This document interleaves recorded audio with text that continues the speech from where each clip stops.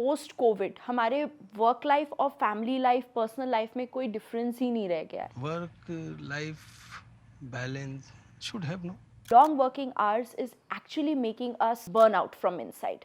जब आप वेकेशन पे हैं तो भी अपने वर्क लाइफ को ही बैलेंस करने की कोशिश कर रहे हैं. आपका डायनामिक्स आपके बॉसेस के साथ, आपके कलीग्स के साथ, job related insecurity, so it's a double battle. Poor work place dynamics कैसे डिफाइन होता है?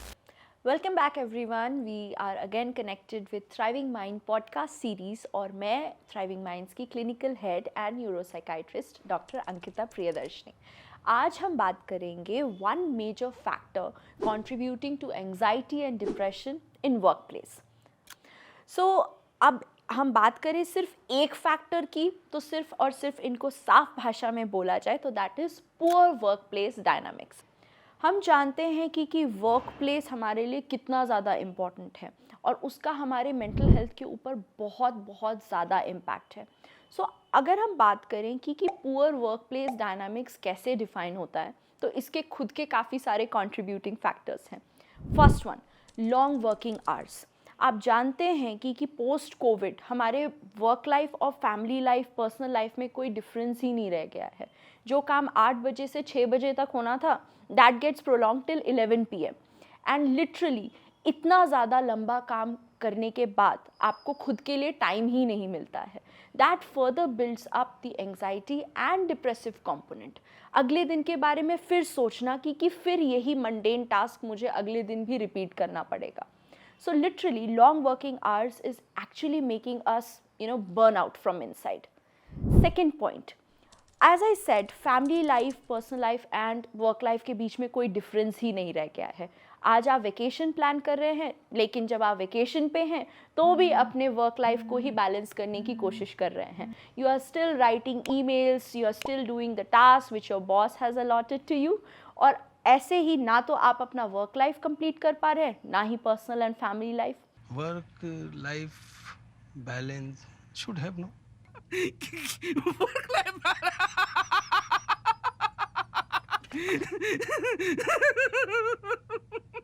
थर्ड इम्पॉर्टेंट फैक्टर, आपका डायनामिक्स आपके बॉसेस के साथ, आपके कलीग्स के साथ कैसा है.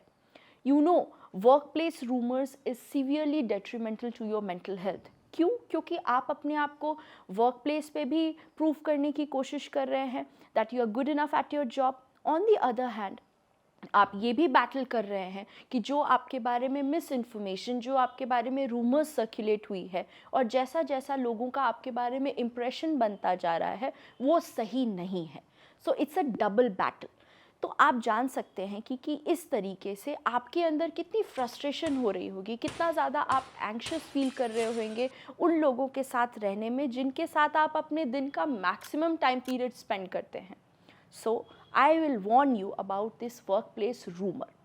Another thing, how is your interaction with your superiors. क्या आप अपनी बात अपने सुपीरियर्स तक, अपने बॉसेस तक उस कंफर्ट एंड ईज़ के साथ कर पाते हैं या नहीं.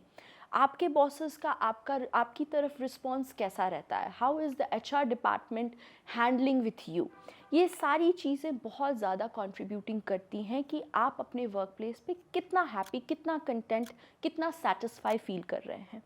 आजकल के टाइम में ये भी एक बहुत इम्पॉर्टेंट एस्पेक्ट हो गया है कि लोगों को अपनी जॉब रिलेटेड इनसिक्योरिटी से भी बैटल करना पड़ रहा है. In today's time no employee is irreplaceable. हम हर किसी को रिप्लेस कर सकते हैं.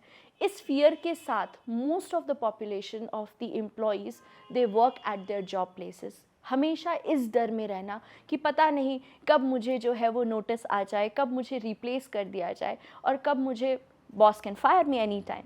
तो इस फियर के साथ रहना भी is detrimental to your mental health.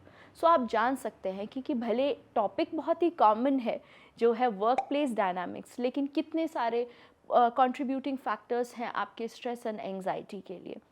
So I would warn you, I would request you, I would take you into this consideration कि आप इन सारे फैक्टर्स को डिस्कस करें. आप अपने एम्प्लॉयज़ के साथ, एम्प्लॉयर्स के साथ, अपने फेलो कलीग्स के साथ be very open, have a dialogue with them, discuss this with them. And my assurance would be first of all कि आप अपने work life and family life में बैलेंस क्रिएट करना शुरू करें.